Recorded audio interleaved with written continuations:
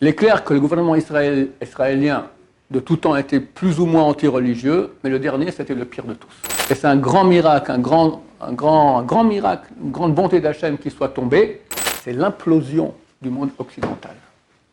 Hachem Ishmor. Donc Hachem, pour nous, ça veut dire que c'est la fin, et ils vont continuer à tomber, et Mashiach revient.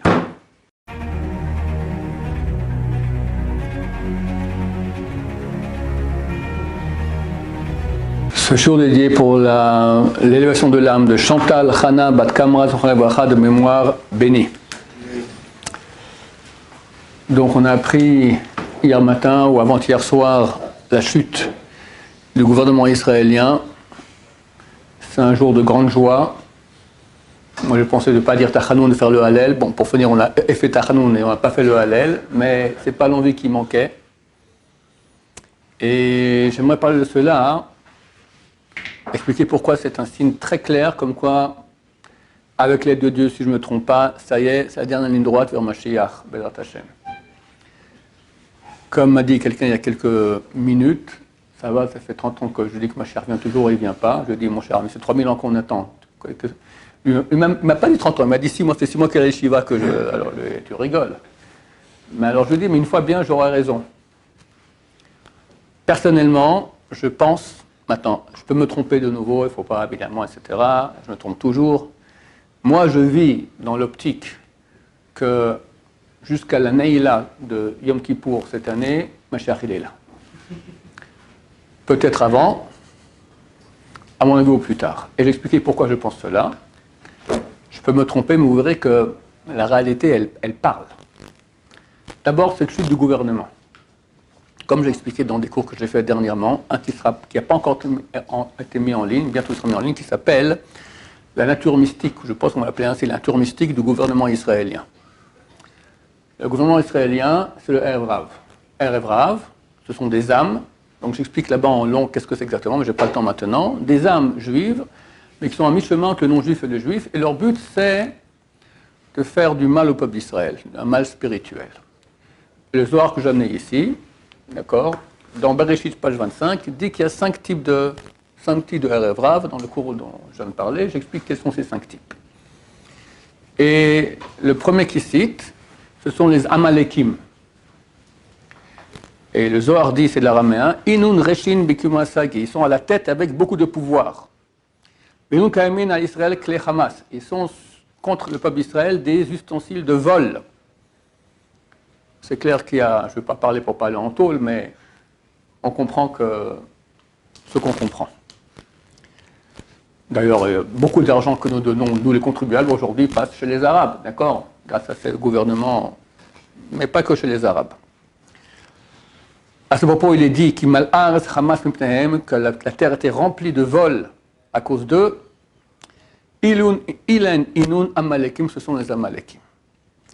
Après le Zohar, c'est donc Bereshit, page 25a, passons page à 25b, le Zohar cite les 4 autres types de Erev Rav, et à la fin il conclut, Aval, mais, pour Cana, la Géoula, donc la rédemption que nous attendons avec le Mashiach, Lav Ihitalia, elle ne dépend que de Amalek. Adit Maheb, jusqu'à ce qu'on effacé, Debe Umaha, car Dieu a ainsi juré, et moi, et comme ça on a appris. Tant qu'Amalek existe, alors Mashiach ne peut pas venir. Maintenant, c'est qui ce Amalek? Le commentateur ici qui s'appelle Matok Midvash, très très connu, au nom des commentateurs, il dit on parle de Amalek du Erev Rav. Il se peut que les autres Erev Rav, les 4 autres, quand Mashiach viendra, ils seront encore présents. Et c'est quand Mashiach viendra qu'il va les effacer ou leur faire tchouva. Mais les Amalekim, ils doivent tomber avant que Mashiach vienne. Il est clair que le gouvernement israélien de tout temps était plus ou moins anti-religieux, mais le dernier, c'était le pire de tous. D'accord? Pire de tous. Et c'est un grand miracle, un grand miracle, une grande bonté d'Hachem qui soit tombée. Vous me direz, mais il n'est pas encore tombé totalement. Bon, Lapid, maintenant, il va être chez le gouvernement, mais bon, il n'a aucun pouvoir. Et, comme on le voit dans la Megillat Esther, le grand chef de Amalek, c'était Haman. Agagi. Agag, c'est le roi de Amalek. Le roi Shaoul va tuer tous les Amalécites, sauf le roi. Agag. Son descendant, c'est Haman. Et Haman, il est très très haut. Il a invité chez le roi et la reine pour un repas spécial, tout ça. Et ça l'embête. Il rentre à la maison et il dit ça l'embête que ce Mordechai, ce juif-là, se prosterne devant lui. Bon, sa famille lui dit va demander au roi de faire un grand poteau, 50 à 25 mètres, hein, c'est haut, et qu'on le pende demain. Il va là-bas et tout le contraire a lieu. Le roi lui dit de prendre Mordechai sur le cheval, etc., etc. Il rentre à la maison complètement abattu.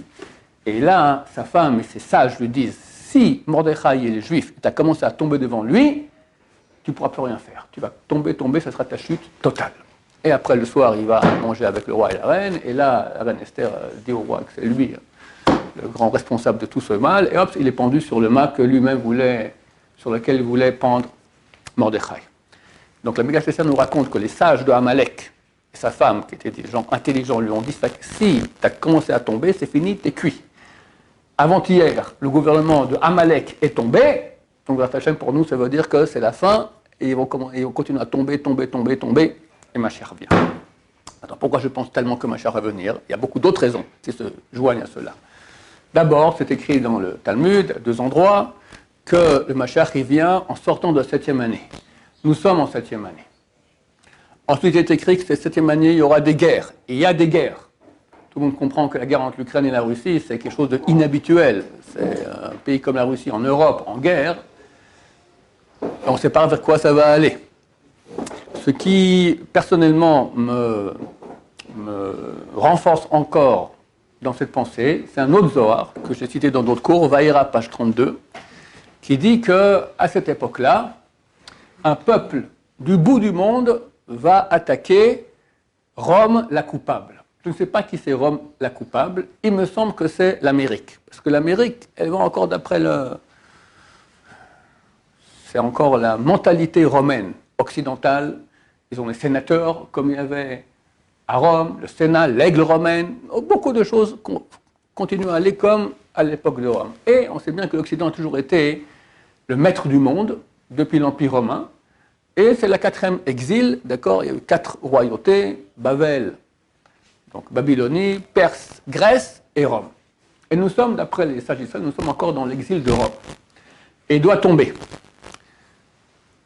Le Rav Dessler ramène ce midrash qui dit il ne va pas tomber par un autre peuple qui va le conquérir, il va imploser, il va...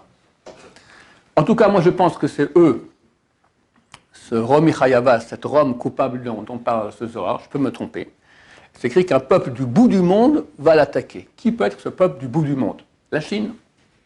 Il faut comprendre une chose que j'ai déjà expliquée dans mes cours, que la Chine aujourd'hui est le pays le plus riche du monde. Ils ont des tonnes d'or. L'Amérique a des milliards de dettes envers la Chine. L'Amérique est extrêmement endettée. J'ai eu un article également à m'envoyer. Même si elle vend, toute l'Amérique est vendue, tous les avoirs américains sont vendus, ils ne peuvent pas payer toutes leurs dettes. C'est phénoménal. Alors, qu'est-ce qu'ils font? Ils font des dollars. Il y a une machine qui imprime, des dollars. Il y a des dollars. Mais on sait bien que quand on imprime, puis il n'y a rien derrière, ça fait de l'inflation. Aujourd'hui, il y a une très grande inflation en Amérique. Et avant-hier, quelqu'un m'a appelé de l'Amérique, il m'a dit, lui, dans ses affaires, il m'a dit, c'est terrible. La bourse, déjà, les marchés boursiers, ils ont perdu environ 1/3 en quelques mois. Et là, on est en inflation et bientôt en récession. Si au juillet, il n'y a pas un miracle, ça ne se remet pas à monter, vu qu'il y a l'inflation, les gens achètent moins, donc il y a récession, les prix commencent à baisser, etc. Et si c'est récession, on a dit c'est la catastrophe. Et d'avoir une dévaluation, on ne sait pas de combien, ça peut que du jour au lendemain, le dollar ne vaille même pas un penny. J'ai entendu il y a une trentaine d'années, je ne sais plus de qui, je crois du Rav Kadouri, qui avait dit que lorsque le dollar ne vaudra plus rien, Mashiach y vient. Dollar Gematria Amalek, en passant, hein, valeur numérique Amalek.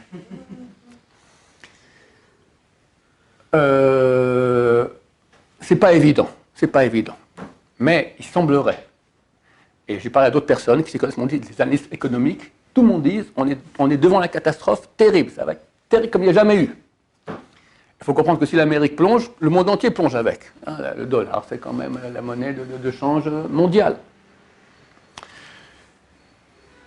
Ça peut être un moteur pour l'Amérique de rentrer en guerre avec la Chine. Comme je commence à expliquer. La Chine est le pays le plus riche aujourd'hui et l'Amérique est un des pays les plus endettés. Ça embête l'Amérique. Mais les Américains, hein, ils savent, Al-Habira tu verras sur ton épée. Ils ont encore l'armée la plus forte du monde. Et tout le problème qu'il y a à régler, on les règle avec quelques porte-avions qui viennent et tous les problèmes sont réglés. Mais si la Chine continue, on va laisser la Chine continuer comme ça, dans 5 ans environ, comme ça écrivent les spécialistes, l'Amérique sera plus forte que l'Amérique. La Chine sera plus forte que l'Amérique, même au niveau militaire. Donc, un bon Américain, s'il veut que l'Amérique continue à être le boss du monde comme ils l'ont été pendant 2000 ans, il faut susciter une guerre contre la Chine. Quelques bombes atomiques et c'est terminé. Comment on fait ça? Taïwan. La Chine dit Taïwan nous appartient. L'Amérique, elle a dit non, c'est un pays indépendant de la Chine. Dernièrement, Biden était au Japon et on a interviewé, et la journaliste a demandé et si jamais c'est nécessaire, si la Chine fait quelque chose à Taïwan, est-ce que vous interviendrez avec l'armée? Oui, on va faire intervenir notre armée. Réaction de la Chine, ils ont dit si Taïwan fait un mouvement, quelque chose, n'importe quoi pour dire indépendance, quoi que ce soit, on attaque. C'est très très chaud. Et moi je vous dis, l'Amérique veut cette guerre. Maintenant, c'est pas agréable de rentrer en guerre, mais si maintenant il y a une crise économique en Amérique, et le peuple est mécontent parce qu'il n'y a pas à manger, la meilleure chose à faire, c'est une guerre. D'abord, ça fait un dérivatif au niveau de l'opinion publique. C'est la guerre, on n'a pas le temps maintenant de parler, tu n'es pas content à l'arrière comme à la guerre. Deuxièmement, ça fait un renouveau de toute l'économie. C'est un coup de fouet, hop, en avant, on est en guerre, toute l'économie militaire se met en marche, les bombes, les avions, etc. Troisième chose supplémentaire avec l'Amérique que m'a dit hier quelqu'un, au nom de grands spécialistes qui le disent, moi je ne m'y connais pas, mais il m'a dit, actuellement en Amérique, il y a une scission très grande entre les plus puristes américains du genre Trump, d'accord, et au contraire les super libéraux, genre Obama, etc. Et il y a une tension entre les deux qui est proche de celle qu'il y avait à la guerre d'indépendance américaine, d'accord, terrible. Et ces spécialistes disent on est très proche d'une guerre civile. Maintenant, comprenez, en Amérique, il y a 480 millions d'armes qui ont été vendues. 480 millions, presque un demi-milliard. Ce n'est pas forcément que c'est 480 millions de personnes, parce que quelqu'un peut avoir plusieurs armes. On va dire en moyenne, je me suis dit, on va prendre la moitié, on va dire que chacun a 4 armes. C'est déjà pas mal. Ça fait qu'il y a plus d'1 million d'Américains qui sont armés. Maintenant, s'il y a une guerre civile, c'est en bon français la fin des haricots. C'est l'implosion du monde occidental. Hachem Ishmor. Et tout converge. Donc, la crise économique, la crise avec la Chine, Poutine, il ne faut pas l'oublier celui-là, d'accord? Poutine a dit dernièrement, attention, c'est pas seulement que je sais parler, je sais aussi agir. Il a un missile balistique qui s'appelle Satan 2. Il a dit, j'envoie 2 sur la côte ouest américaine, San Francisco, Los Angeles, j'envoie 2 sur la côte est, New York, Washington, Floride, 1 en Angleterre, c'est 5, fini. Et je sais faire plus que de parler, dit Poutine. Dernièrement, il a dit aussi, s'il s'avère que j'ai même un doute sérieux, comme quoi des missiles balistiques sont arrivés en Ukraine, il n'y a plus d'Europe. Entre parenthèses, je conseille à nos amis français qui nous écoutent de venir en Israël, d'accord? Rapidement. On sera mieux ici, c'est clair. C'est pas moi qui le dis, je n'aurai pas pris la responsabilité, mais le Rav Yitzhak Yosef déjà avant Pessah a conseillé à tout le monde de venir. Moi, je vous dis aussi la même chose. D'accord? Bezrat Hashem. Donc, on a la Chine, on a la Russie, l'Iran. Ils ont déjà actuellement la bombe atomique. Biden, bien qu'il n'y a plus aucune bonne raison de venir en Israël, vu que maintenant il n'y a plus de gouvernement sérieux, il vient quand même. Et les journalistes disent pourquoi? Pour parler de l'Iran. Donc, ça l'inquiète. Tout converge. J'ai pensé à un truc, je ne sais pas si c'est significatif ou pas. Pourquoi le gouvernement est tombé justement à cette date-là? Parce que c'est marqué que Mashiach revient à la fin de l'année. Alors, il y a une préparation. Quand on commence à rentrer dans la fin de l'année? C'est quand? C'est très intéressant, parce qu'au niveau astronomique, d'accord, jusqu'à maintenant, les jours allaient en grandissant. Et depuis le début de la semaine, ça commence à aller en raccourcissant. La Mouda Shachar, l'aube, c'était 4h06. Aujourd'hui, c'est passé à 4h07. Et déjà, c'était 4h06, un peu moins. Donc, exactement quand on commence à rentrer au niveau astronomique dans la fin de l'année, boum, le gouvernement qui tombe, on peut dire le Hallel, et tout nous fait dire que ça y est, c'est la fin. Il est clair aussi C'est écrit dans Dvarim Lamed Bet Parashat Ha'azinu, c'est écrit que Efes Atzur Ve'azuv. Viendra une époque où il n'y aura plus de dirigeants du peuple d'Israël, dirigeants spirituels. Abraham Kalemski, qui est décédé le jour de Purim, le jour de la Géoula, c'est pas pour rien, c'est un jour de joie. La veille de Shabbat, la veille de Shabbat, c'est aussi, on est juste avant le grand Shabbat universel. C'est clair qu'il est parti là-bas pour sauver Am Israël, demander que la Géoula vienne. Beaucoup de grands Talmidei Chachamim sont décédés dernièrement. Le Rav Elou Abba Shaul, le fils de Rabban Ben Abba Shaul, le Rav Dissin ici à Ramoth. Le jour de la Gay Pride, il y avait 2 cortèges ici à Jérusalem, un de Gay Pride, un de l'enterrement du Rav Uri Zohar Zatzal, qui a des plus grands balais de Tchouva qu'il y a eu ici en Israël, un grand sadique qui a fait des milliers de balais de Tchouva. C'est clair qu'il y a une bataille très dure dans le ciel entre les forces du mal et le bien. On va gagner, c'est la fin de Bezrat Hashem. Moi, je le crois. Maintenant, je peux me tromper, on continuera après. Bezrat Hashem, il faudra que je trouve quelque chose à raconter sur la suite, parce que pour moi, ça termine. C'est terminé, c'est pas cette année-là. Alors, ça sera quand, merci Hashem. Qu'est-ce qu'on doit faire? Évidemment, tchouva au maximum. Je crois que dans 1 mois, 2 mois, on sera fixé. Il y aura la crise et je crois que ça va aller assez vite. Je vous donne les dates clés. Il y a le 9 Av, le 15 Av, c'est marqué, il n'y a pas eu de jour plus grand pour le peuple d'Israël que Yom Kippour, le 15 Av. Rosh Hashanah, qui est le jour de jugement de Dieu, où normalement tout le mal doit disparaître. Après 10 jours de tchouva, et Kippour, l'année là, Mashiach revient. Peut-être avant, peut-être le 15 Av déjà, Mashiach il est là, Bezrat Hashem. Les choses vont aller vite. On doit faire tchouva. Pour la personne pour qui c'est dur, on ne peut pas être parfait. D'accord? Au moins des hirurei de tchouva, des pensées de tchouva. La Gemara dans Kiddushin dit, si quelqu'un dit à une femme, tu me mets un rachat, un mécréant, une ordure, il dit à une femme, tu mets ma femme, je te donne cette bague-là, tu es ma femme à condition que je sois un tzaddik parfait, elle est mariée. Alors, on a un doute qu'elle est mariée, en tout cas. Elle a besoin d'un guet si elle veut se marier avec quelqu'un d'autre. Pourquoi? Peut-être il a une pensée sérieuse de faire tchouva. Si c'est rien, mais il a pensé, allez, moi, je regarde ce que je fais, j'aimerais bien avancer, d'accord? Il appelle Tzadik Gamour, il appelle Tzadik parfait. Sur le terrain, c'est pas encore ça, mais déjà, ça a une valeur énorme aux yeux de Dieu. Aujourd'hui, chaque petit millimètre en plus, il vaut des millions de milliards, comprenez? On n'est plus à l'époque du Gaon de Vilna, de Rabbi Chaim Vital, c'est tous des grands tzadikim énormes, on est des nuls de nuls. Mais Hachem, quand il voit un nul qui avance, il voit un petit bébé qui fait un pas et qui tombe. C'est ça, un adulte de 20 ans, le type il est malade, à l'hôpital en urgence. Un petit bébé qui avance, il prend une photo, il l'envoie à grand-papa, grand-maman, tout le monde est heureux, il a fait un pas, et il est tombé, mais il s'est levé. C'est ça, nous. C'est ça, nous, aujourd'hui. La génération la plus dure, le mal se déferle partout, mais c'est leur fin, on voit que Dieu nous aime, il fait avancer Bezrat Hashem. Alors je conseille à tout le monde de faire une grande chouva, à se rapprocher, surtout dans la relation entre l'homme et son prochain, il faut qu'il y ait de l'unité dans le peuple d'Israël. Et c'est un accouchement. L'accouchement, c'est pas facile, ça fait mal, ça fera. Si tout ce que j'ai dit maintenant va se réaliser, on sera en panique. Il ne faut pas paniquer. Dieu nous aime et notre Père nous protégera. Il faut avoir du bitachon, de la foi en Dieu. C'est pas long. Si j'ai raison, question de 2-3 mois, fini. Ah, ok, ça à la fin des haricots, on survivra, on se rapprochera d'Hachem.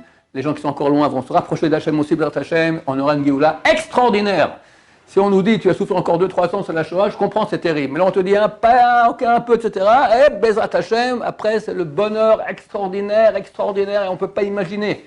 Comme j'ai raconté ça hier à mon petit-fils m'a dit, mais c'est extraordinaire, c'est nous qu'on va vivre Mashiach, mais c'est extraordinaire, je lui ai dit. Le mérite qu'on a, combien d'ancêtres on a, combien de générations de grands tzadikim ont rêvé, ont pleuré de voir Mashiach. Et Hachem, il a choisi les nuls que nous sommes. Quel cadeau! Qu'est-ce qu'on a fait pour ça? Combien on doit remercier Hachem? Combien de gens ont demandé à Hachem d'être présent quand Mashiach viendra? Alors, c'est-à-dire aussi maintenant. C'est pas quand Mashiach arrive que tu vas naître, d'accord? Tu es déjà adulte, en train de voir toutes les choses difficiles de l'accouchement qu'on est en train de vivre. Et à la fin, tu vois le grand feu d'artifice de Hachem. Qu'on soit méritant de voir tout cela, que Dieu amène Mashiach Berachamim, donné avec beaucoup de miséricorde pour toute l'humanité. Amen, va Amen.